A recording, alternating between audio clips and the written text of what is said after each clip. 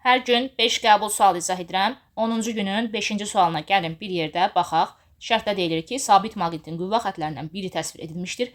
Verilmiş nöqtələrdə maqnit sahəsinin induksiya vektorunun istiqamətləri üçün uyğunluğu müəyyən edin.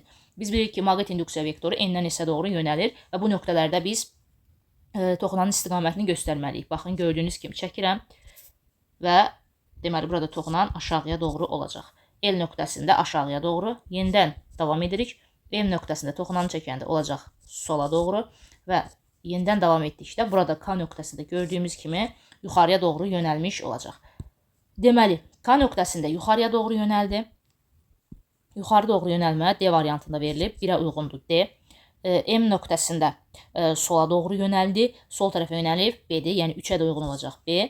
L nöqtəsində aşağıya doğru yönəlib. O da C variantındadır. 1-ə D, 2-yə C və 3-ə B variantı uyğundur.